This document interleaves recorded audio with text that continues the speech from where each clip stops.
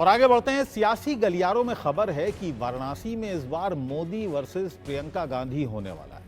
India गठबंधन की बैठक से सूत्रों के हवाले से बड़ी खबर आ रही है कि ममता बनर्जी ने प्रियंका गांधी को वाराणसी से मोदी के खिलाफ चुनाव लड़ने का सुझाव दिया है। इंडिया गठबंधन की बैठक में ममता ने कहा कि मोदी के खिलाफ प्रियंका गांधी चुनाव लड़ें। कल इंडी गठबंधन की बैठक में ममता बनर्जी ने सुझाव दिया था कि सभी बड़े नेताओं को लोकसभा चुनाव लड़ना चाहिए, प्रियंका गांधी को वाराणसी से चुनाव लड़वाना चाहिए।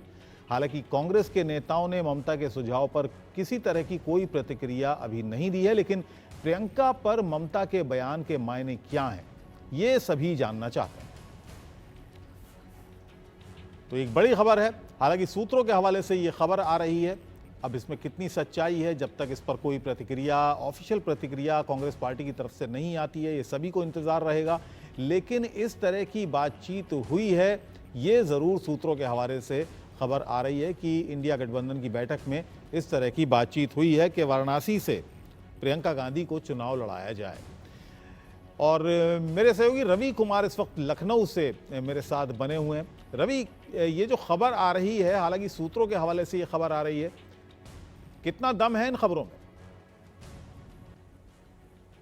जी बिल्कुल, कितना दम है ये तो फिलहाल कुछ समय के बाद साफ होगा। लेकिन जिस तरीके से जो विपक्षी इंडिया अलायंस की यानी गठबंधन की जो बैठक हुई है, उसमें पश्चिम बंगाल के मुख्यमंत्री ममता बनर्जी ने जरूर ये साफ किया है कि अगर वाराणसी से प्रधानमंत्री नरेंद्र मोदी के सामने अगर प्रियंका गांधी चुनाव लड़ती हैं तो कहीं ना कहीं एक सुखद परिणाम है वो आ सकते हैं। और उन्होंने ये भी एक संदेश देने की कोशिश की कि जो विपक्ष का यानी इंडिया गठबंधन अलायंस है, उसके सभी विपक्ष के जो नेता हैं वो इसका सपोर्ट करें। यानी कि वो मानती हैं कि अगर प्रधानमंत्री नरेंद्र मोदी जिस तरीके से 2 बार से लगातार उनके नेतृत्व में सरकार बनी है केंद्र में इंडिया की, और अगर जो इंडिया गठबंधन है यानी कि इंडिया अलायंस का जो गठबंधन है उसके अगर सबसे बड़े नेता के तौर पर नरेंद्र मोदी है और वाराणसी से लगातार 2 बार सांसद भी और देश के प्रधानमंत्री भी, उनके खिलाफ अगर जो इंडिया अलायंस का बड़ा चेहरा है, यूं कहें तो कांग्रेस की बड़ी नेता के तौर पर प्रियंका गांधी, हालांकि 2019 में भी उनको लेकर चर्चाएं थी कि वो चुनाव लड़ सकती है, लेकिन ऐसा नहीं हुआ। लेकिन इस बार चर्चाएं हैं क्योंकि रायबरेली या अमेठी की अगर बात करें तो परंपरागत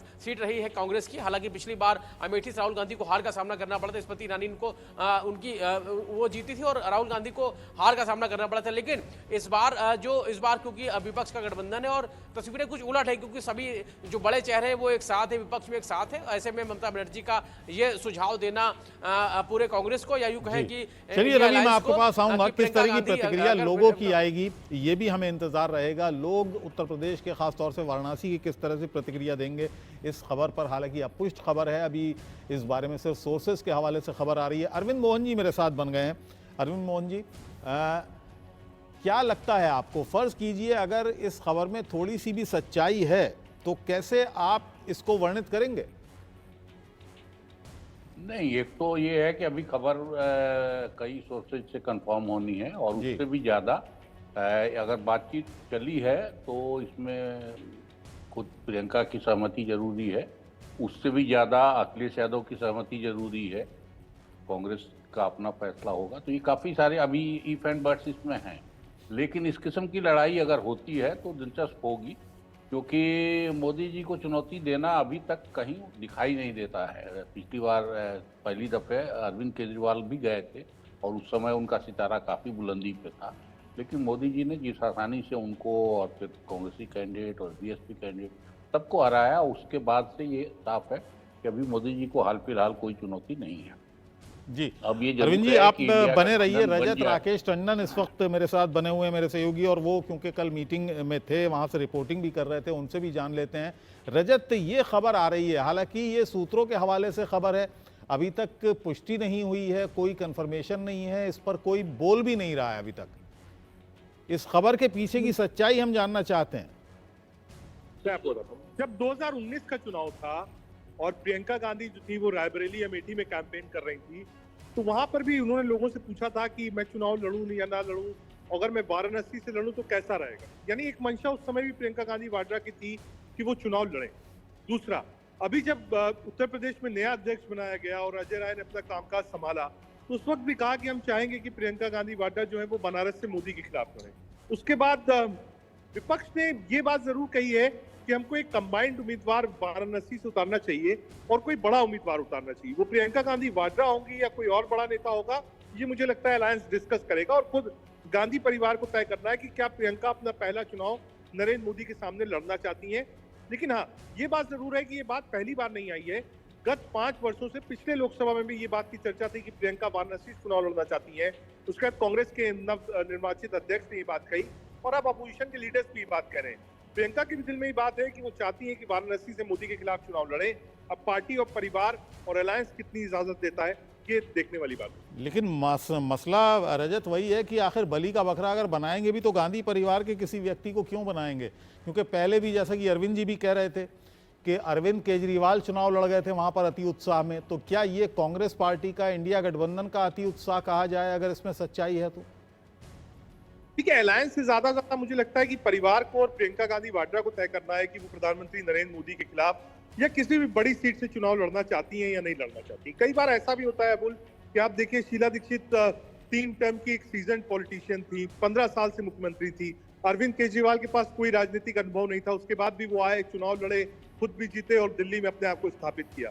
तो पॉलिटिक्स किस समय ये नहीं कह सकते। हाँ, बीजेपी एक मजबूत दौर में है, प्रधानमंत्री की लोकप्रियता इस समय बिल्कुल चरम पर है, लेकिन उसके बाद भी अगर विपक्ष में कोई बड़ा उम्मीदवार चाहे कि हाँ हम चुनाव लड़ना चाहते हैं, तो चुनाव के नतीजों से ही पता चलता है। बेशक। अरविंद जी, क्या लगता है आपको, प्रियंका गांधी एक बड़ा नाम है कांग्रेस पार्टी का और काफ़ी सक्रिय भी उत्तर प्रदेश में, पिछले विधानसभा से अगर हम देखें तो काफ़ी सक्रिय उत्तर प्रदेश में रही हैं, क्या कोई बज़ क्रिएट कर पाएंगी 2024 में अगर इस तरह इन खबरों पर हम इन खबरों को सच माने? देखिए, 2-3 चीज़ें हैं। प्रियंका उत्तर प्रदेश के लिए अनजान नहीं है, पूरब के लिए अनजान नहीं है, पूरब की इंचार्ज रही हैं जी। और वो मास लीडर वाले कैरेक्टर्स काफ़ी लोग उनमें इंदिरा गांधी की छवि देखते हैं। और चुनाव अगर इस किस्म से होता है और इतने सहमति बन जाती है विपक्ष में, तो लड़ाई फिर इतनी हल्की भी नहीं रहेगी, चाहे वो मोदी के खिलाफ लड़ना हो या किसी।